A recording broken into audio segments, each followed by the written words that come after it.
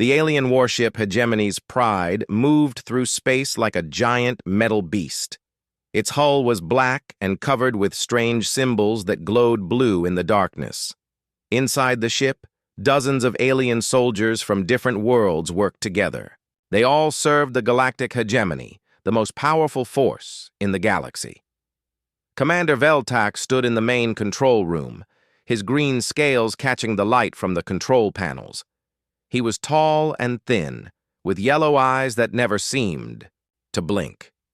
His species, the Saurids, had ruled their home world for thousands of years.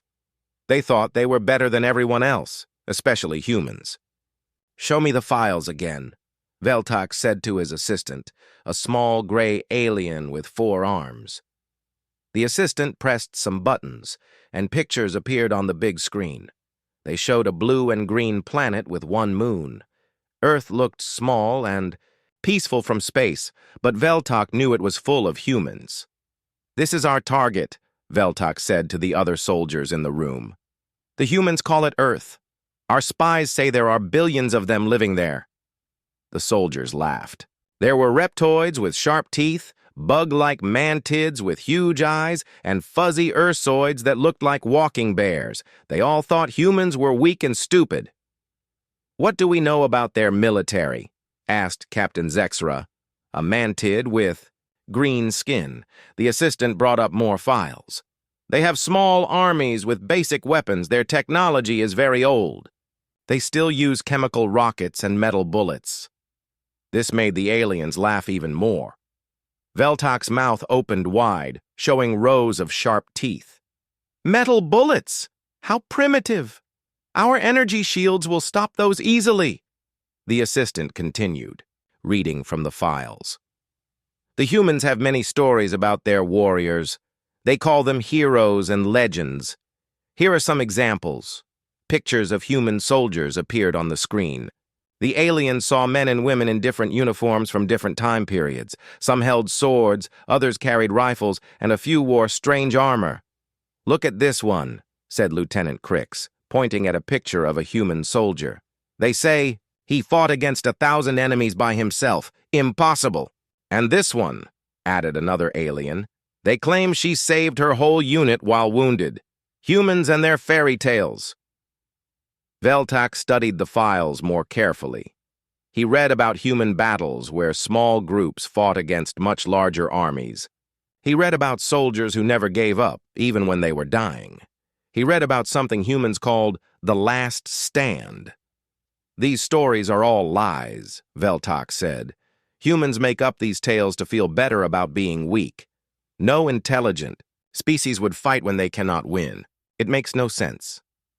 The other aliens agreed. In their cultures, surrender was smart. Why die when you could live and serve the winner? The hegemony had conquered hundreds of worlds this way.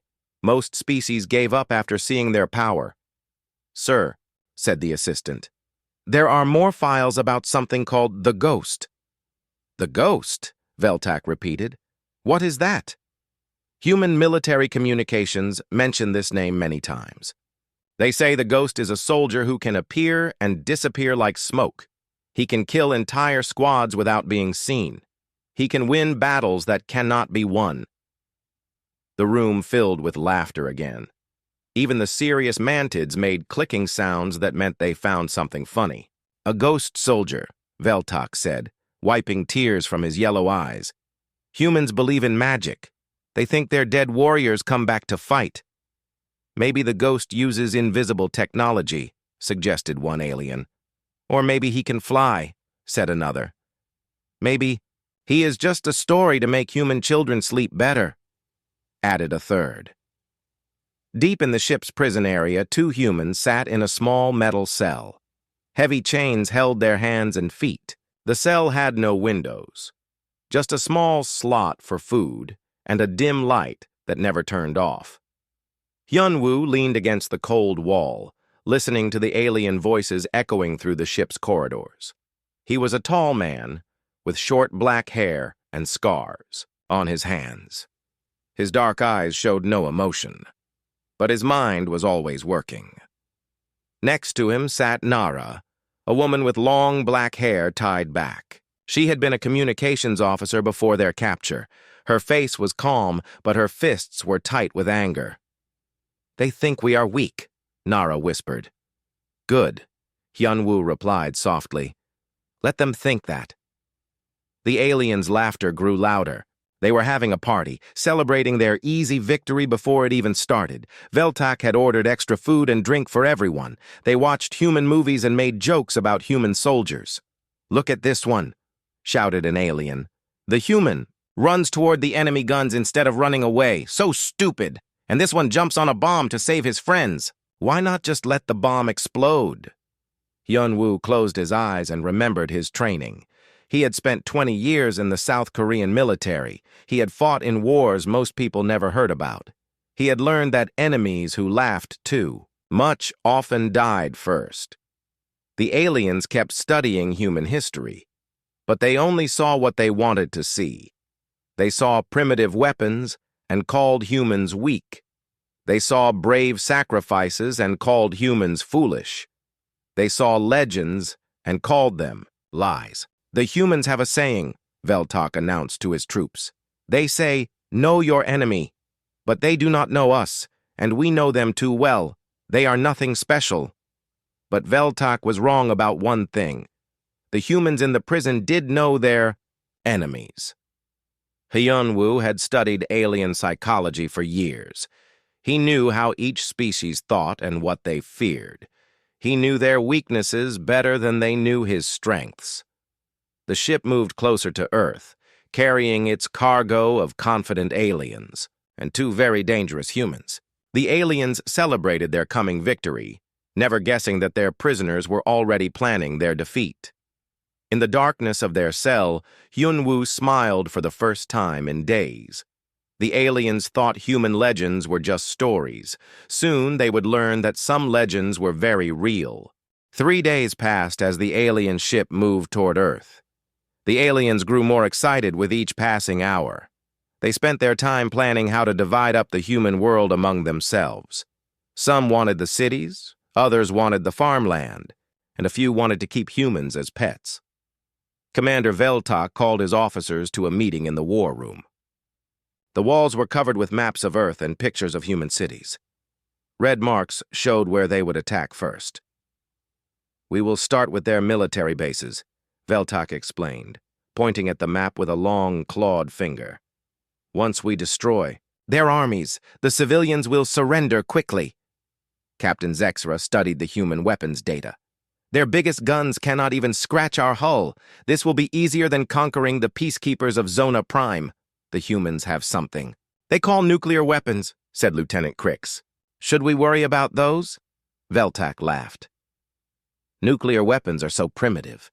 Our shields can stop nuclear blasts. Besides, humans are too soft to use such weapons on their own planet. They care too much about their civilians." While the aliens planned their attack, they decided to have some fun with their prisoners. They brought Hyunwoo and Nara to a viewing room where they could see space through a large window. Earth appeared as a small blue dot in the distance, growing larger each day. "Look at your pathetic little world," Veltak said to the humans. "Soon it will belong to the hegemony. Your people will serve us, just like all the others." Nara stared at Earth with tears in her eyes, but she said nothing. Hyunwoo's face remained calm and emotionless. This made Veltak angry. He wanted to see fear in the humans' eyes. "I have been reading more of your military files," Veltak continued. "You humans have such amusing stories. Tell me, do you believe in this ghost your soldiers talk about?" Hyunwoo looked at the alien commander with steady eyes. "Every soldier has heard the stories." "Stories," Veltak repeated. "That is all they are. Your species creates fairy tales to make yourselves feel brave. This ghost is probably just a normal soldier who got lucky a few times." The other aliens in the room made their laughing sounds. They had heard about the ghost from intercepted human communications. The messages spoke of impossible missions and miraculous victories. To the aliens, it sounded like religious nonsense. "Found some interesting reports?" said Captain Zexra, reading from a datapad. Human Command sent messages asking for the ghost to return to active duty. They seem desperate.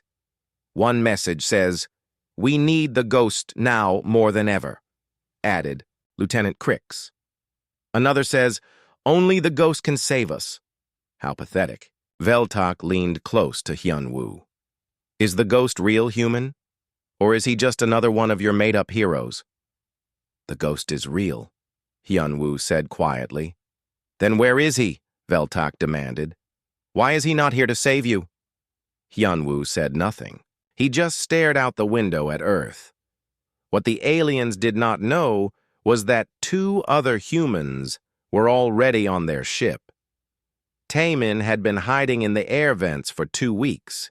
He was small and thin, which made it easy for him to crawl through the narrow spaces between the ship's walls. He had been a sniper in the Korean military, trained to stay hidden for days without moving.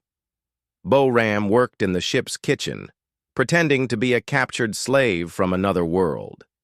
She wore a disguise that made her look like an alien from a species the hegemony had conquered years ago. The real aliens never looked closely at their slaves, so they never noticed she was human. Both Taemin and Bo-Ram had been part of a secret mission. Earth's military had known about the alien ship for months. They had sent a small team to sneak aboard and gather information. The mission had gone wrong, and most of the team was captured or killed. Only these 2 remained hidden. Taemin spent his days moving through the vents, listening to alien conversations and mapping the ship's layout. He learned where the important systems were located and how many guards protected each area. He also planted small devices that could cause system failures when activated. Bo-Ram learned the ship's daily routine. She knew when the guards changed shifts, when the officers ate their meals, and when the ship's computer ran its daily checks. She also had access to the food preparation areas, which gave her many interesting possibilities. During the nights, when most aliens were sleeping, Taemin would climb down from the vents to meet with Bo-Ram. They shared information and made plans. Both of them knew they could not defeat the entire alien crew by themselves, but they could cause problems and wait for the right moment. "The aliens are getting too confident," Bo-Ram whispered during one of their secret meetings. "They think humans are helpless." "Good," Taemin replied. "Confident enemies make mistakes. I have been putting small amounts of stress chemicals in." "Their food," Bo-Ram said. "Nothing dangerous, just enough to make them nervous and angry. They will start fighting among themselves soon." Taemin smiled. "And I have been causing small system failures. The aliens think their ship is just getting old, but the failures are getting worse." Both humans knew about Hyunwoo and Nara in the prison. They wanted to rescue them, but they knew it was too dangerous. The prison area had too many guards and too many sensors. They would have to wait for a better opportunity. Meanwhile, Veltok continued to torment his human prisoners. He made them watch as his ship's computers showed the destruction of human military bases. The attacks had not started yet, but the computers could predict exactly how the battles would go. "See how easily we will crush your armies," Veltok said. "Your soldiers will die in the first few minutes. There will be no heroic last stands, no miracle victories, and no ghost to save them." Nara finally spoke. "You do not understand humans at all." "Oh?" Veltok turned to her with interest. "Then explain us to me, human." "Humans do not fight because we think we can win," Nara said. "We fight because some things are more important than winning." "Like what?" "Like protecting the people we love, like keeping our freedom, like proving that bullies cannot always get what they want." Veltok laughed. "How noble and how stupid. Dead heroes protect nothing."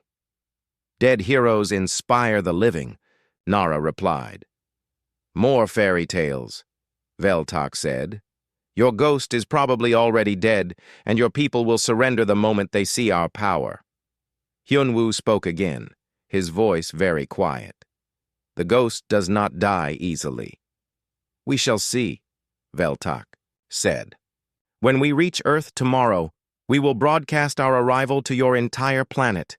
We will demand their surrender, and when they refuse, we will show them what happens to species that defy the hegemony." The aliens left the humans alone after that, returning to their preparations. They polished their weapons, checked their armor, and made final plans for the invasion. They were so excited about their easy victory that they did not notice the small problems starting to appear throughout their ship. Lights flickered in empty corridors. Computer systems took longer to respond to commands. Food started to taste strange, making the crew irritable and suspicious of each other. Small mechanical failures began to slow down routine operations, but the aliens noticed none of this.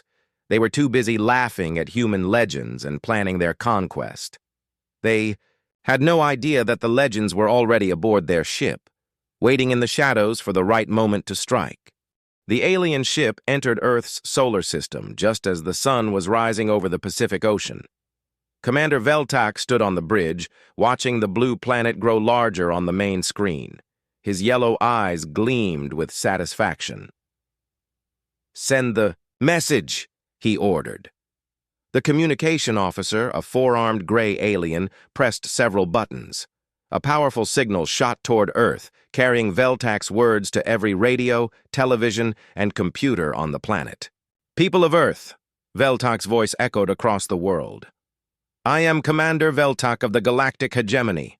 Your planet is now under our control. Surrender immediately, and we will treat you as servants. Resist, and we will treat you as enemies. You have 1 hour to decide."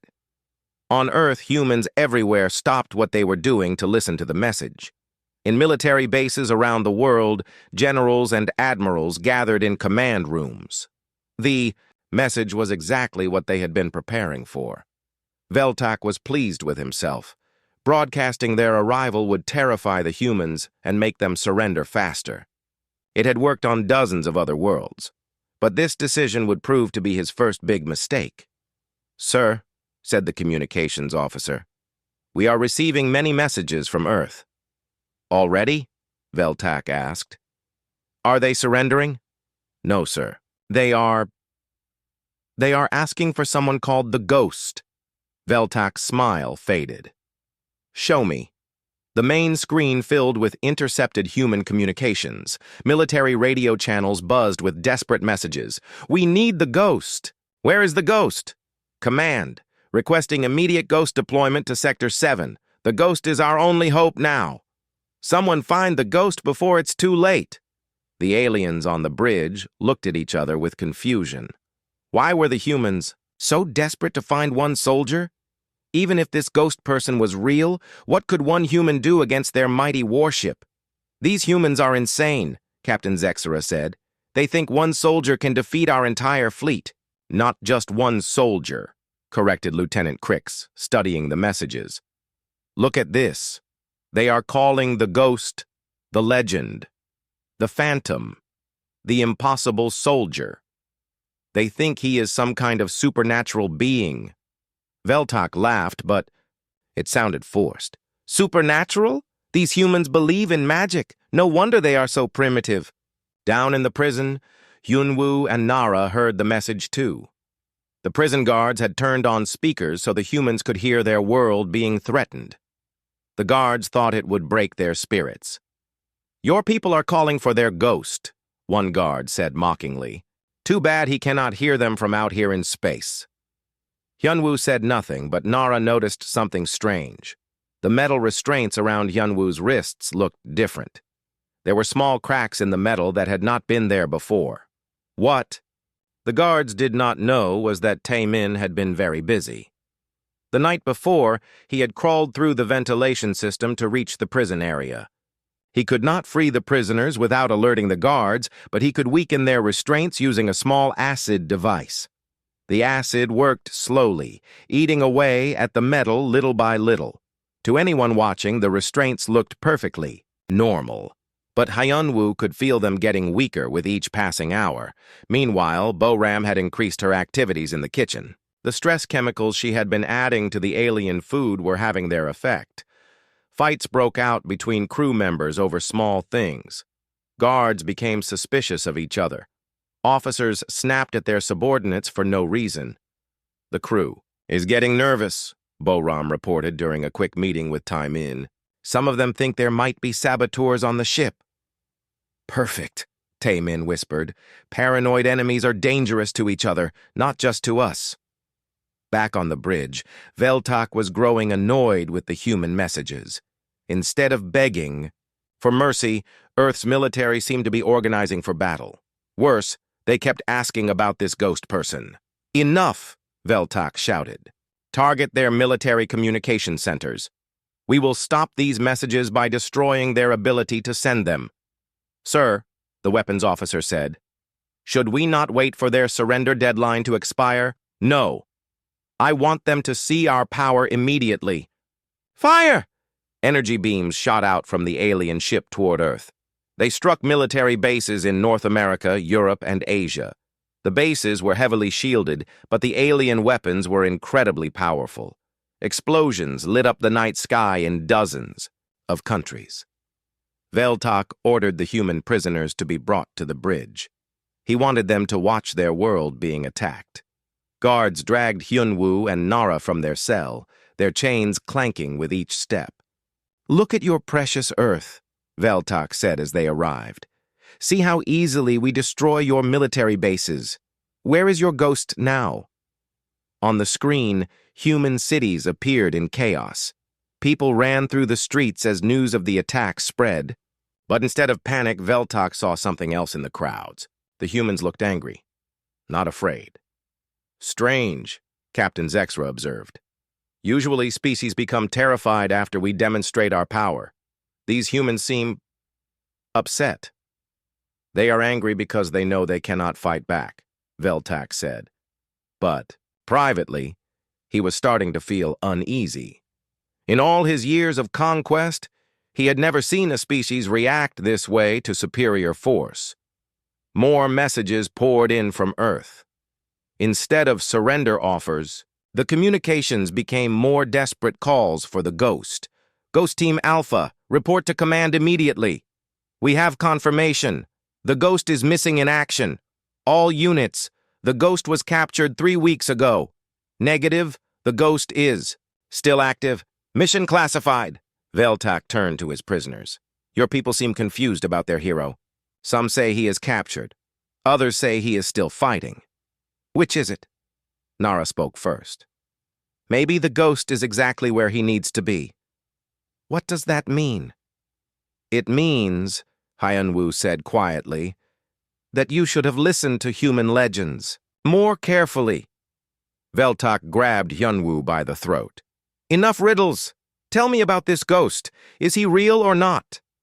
Very real, Hyunwoo replied, his voice calm even with the alien's claws around his neck. Then where is he? Hyunwoo looked directly into Veltak's yellow eyes. Closer than you think. At that moment, the ship's lights flickered. Not just once, but several times in a pattern. Long flash, short flash, long flash. It was Morse code, and Nara recognized it immediately. The message was simple. Ready. Veltak released Hyunwoo and stepped back. Something about the humans' calm confidence was starting to worry him. No prisoner should be this relaxed while watching his homeworld being attacked. Take them back to their cell, Veltak ordered, and double the guards. As the guards led them away, Hyunwoo felt his restraints crack a little more. Soon, they would be weak enough to break. Behind his calm expression, his mind was already planning. The aliens had made their second big mistake. They had shown him their bridge layout and their command procedures. Sir, the communications officer called out, We are receiving a new message from Earth. It is being broadcast on all channels. Show me, Veltak said. A human voice filled the bridge, speaking with calm authority. This is Earth Defense Command. We reject your surrender demand. We are humanity, and we do not bow to bullies. If you want our world, you will have to take it from us. And we promise you this, the cost will be higher than you imagine. The message ended with something that made Veltak's blood run cold. In the background, barely audible, came the sound of human voices chanting, "Ghost! Ghost! Ghost!" For the first time since the mission began, Commander Veltak felt a small chill of fear. What if the humans were not as helpless as he thought? What if their legends contained more truth than he wanted to believe? He pushed these doubts aside. He was Commander Veltak of the mighty hegemony. No primitive species had ever defeated him. These humans and their mythical ghost would be no different. But deep in his heart, a warning voice whispered that he might be making the biggest mistake of his life. The alien ship shook as Earth's defense fleet opened fire from a distance. The humans had old weapons, but they had many ships. Energy bolts and missiles struck the alien hull, causing small explosions that lit up the darkness of space. Commander Veltak watched the battle from his bridge, feeling confident despite the human attack. "Their weapons cannot penetrate our shields," he told his officers. "This is just noise and light." But Veltak had bigger problems than the human fleet. Strange things were happening throughout his ship. 3 guards had disappeared during the night shift. They were found hours later, unconscious in storage rooms they had no reason to enter. None of them could remember what happened. "Security teams report no intruders," Captain Zexra said, reading from his datapad. "The missing guards show no signs of injury. It is very strange." "Perhaps they fell asleep on duty," Veltak suggested. "Increase the punishment for lazy guards." But more incidents followed. A weapons technician was found locked inside an ammunition locker, claiming he had been pushed inside by invisible hands. 2 communications officers reported seeing shadows moving in empty corridors. Food supplies went missing from the kitchen. "The crew is getting nervous," Lieutenant Crix reported. "Some are talking about ghosts on the ship." "Ghosts!" Veltak slammed his fist on the command console. "I will not have my crew frightened by superstitious nonsense. Anyone spreading ghost stories will be punished." What Veltak did not know was that his ship's most dangerous ghost was no longer in prison. During the previous night, Hyun-woo had finally broken free from his weakened restraints. The metal had cracked completely, allowing him to slip out of the chains like smoke. Taemin had been waiting in the ventilation shaft above the prison cell.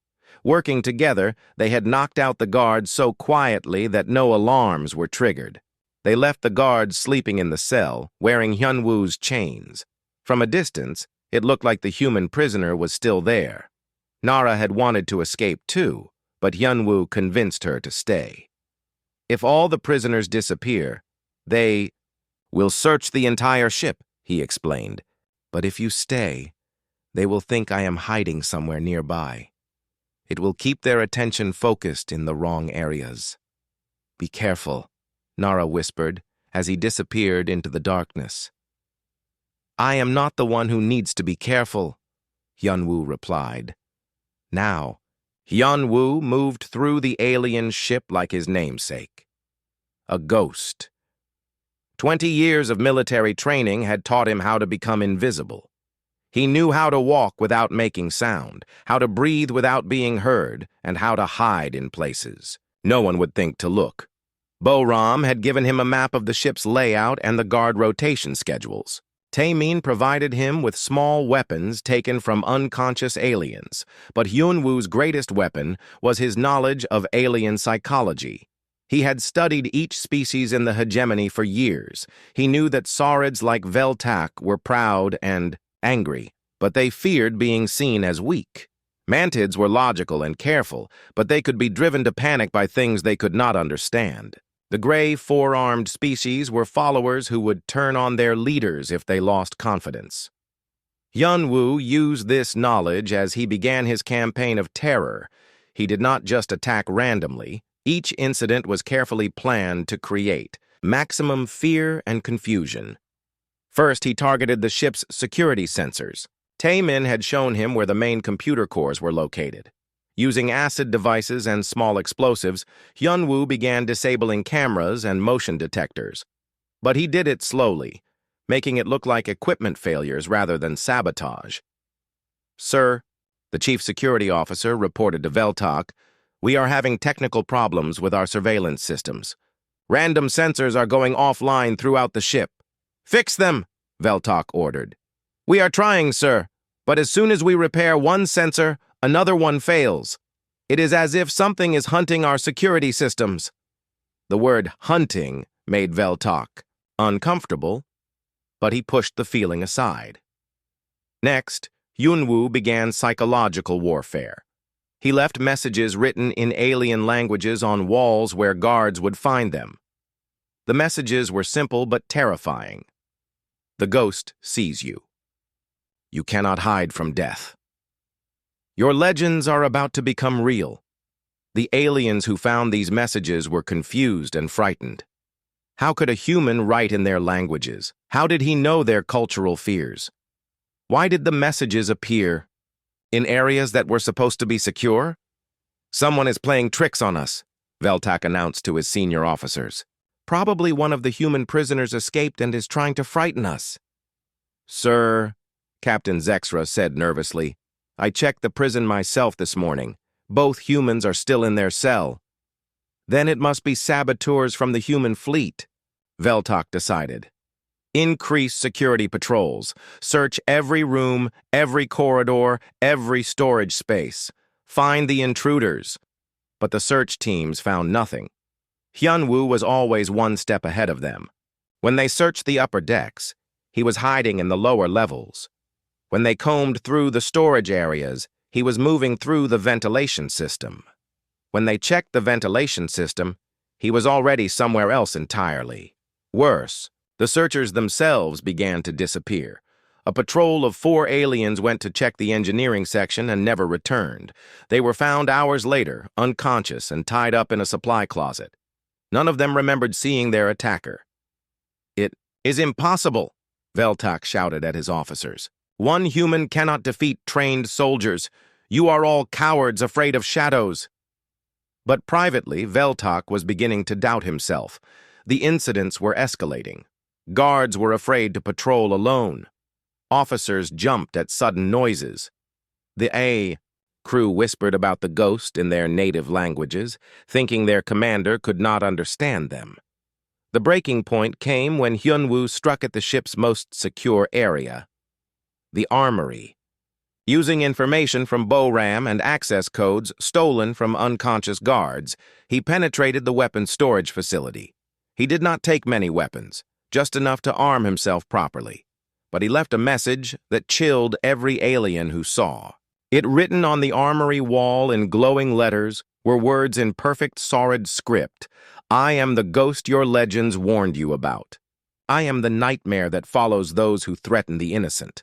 I am death walking among you, and I am just getting started." When Veltok saw the message, his hands began to shake. The writing was not just in his language. It was written in the ancient ceremonial style that only Saurid warriors used. How could a human know such things? "Sir," Lieutenant Crick said quietly, "perhaps we should consider negotiating with the humans. This ghost seems very dangerous." "No," Veltok roared. "I will not be frightened by one human. Double the guards. On all critical systems, arm every crew member. I want this ghost found and killed." But his orders only made things worse. Frightened aliens with weapons began shooting at shadows. False alarms echoed through the ship every few minutes. 3 crew members were accidentally wounded by their own people. The ship's discipline was breaking down. In the chaos, Hyunwoo continued his work. He moved like a phantom through the ship, striking when the aliens least expected it. He disabled critical systems, stole important equipment, and left psychological messages that drove the crew toward panic. But he was not working alone. Taemin provided reconnaissance and distractions. BORAM continued to poison the crew's food with stress chemicals, making them even more paranoid and jumpy.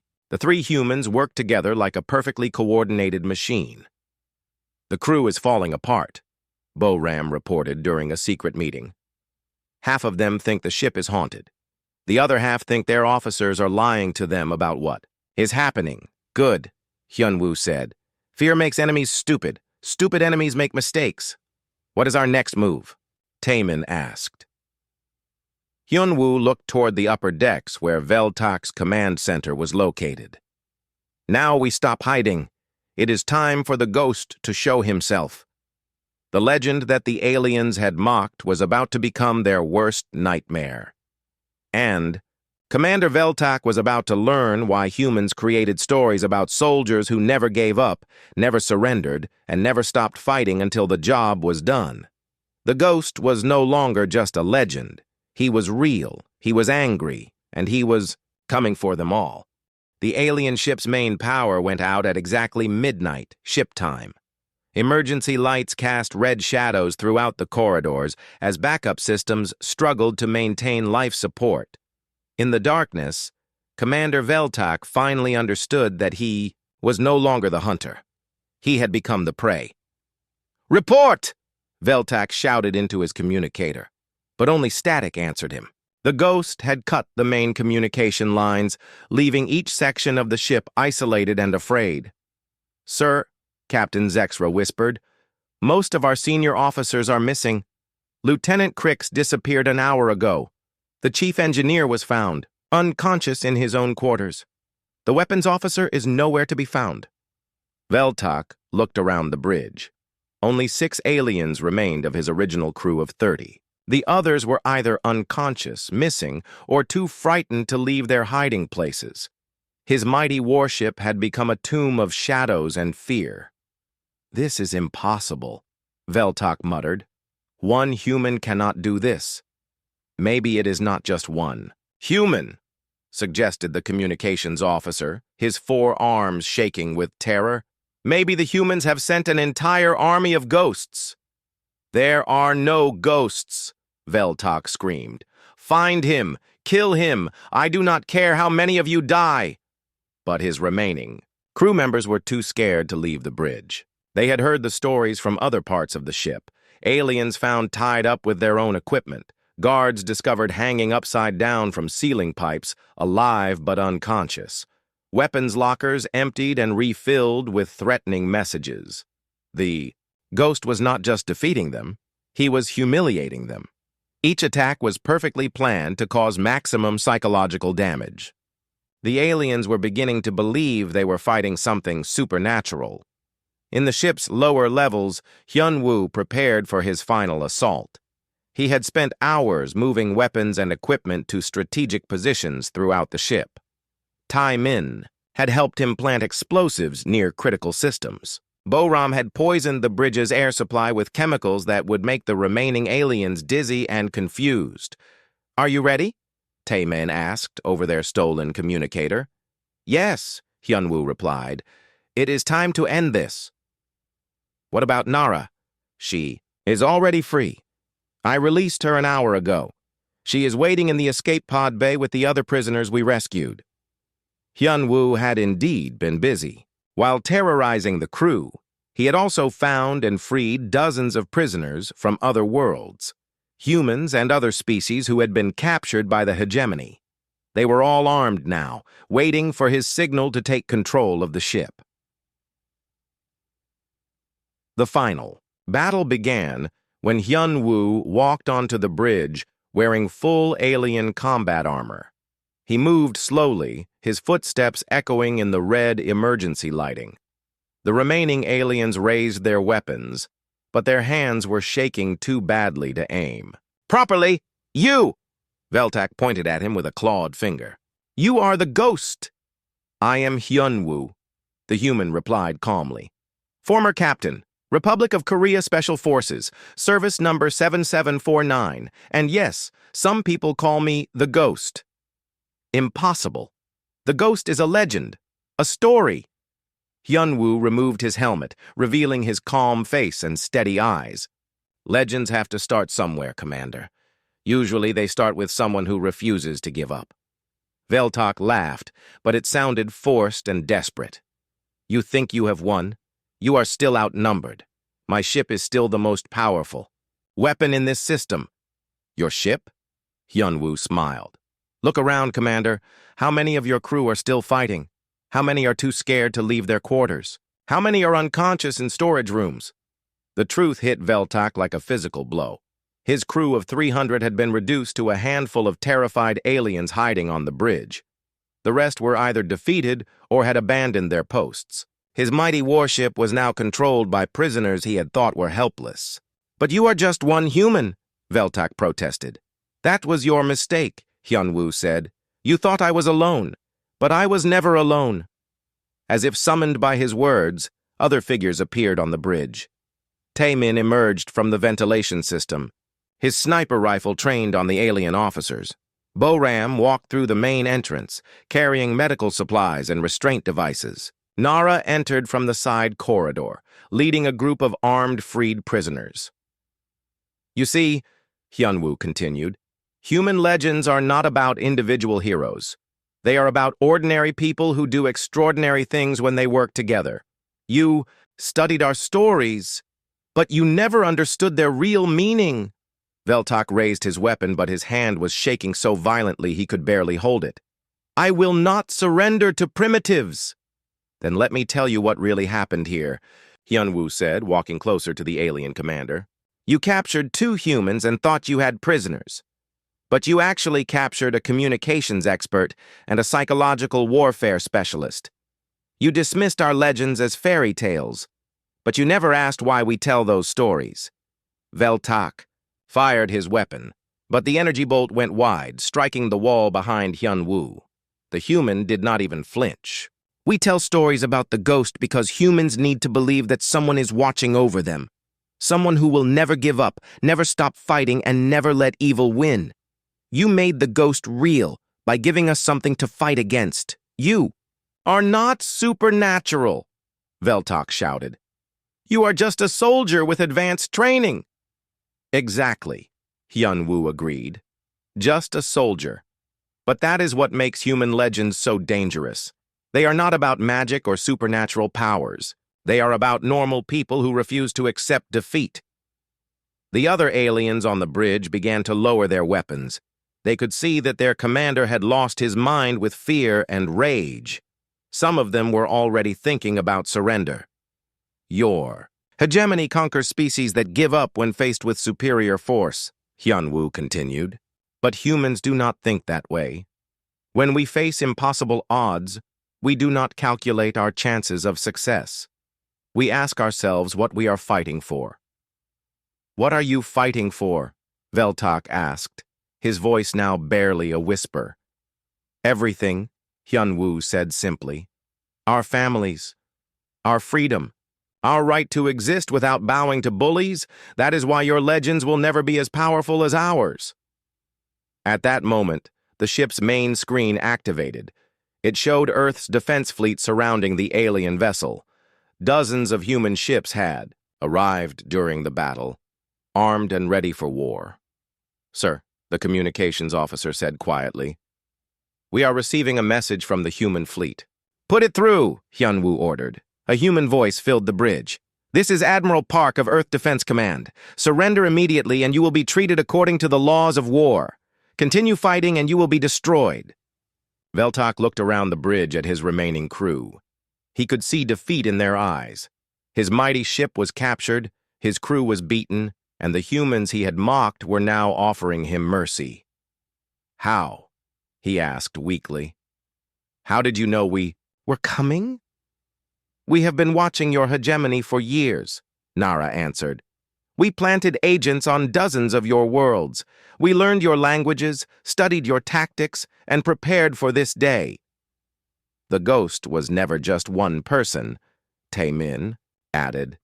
"The ghost is every human who refuses to surrender, every soldier who fights against impossible odds, every person who stands up to bullies." Boram smiled. "You thought our legends were primitive superstitions, but they are actually training manuals. We teach our children about heroes so they will know how to become heroes themselves."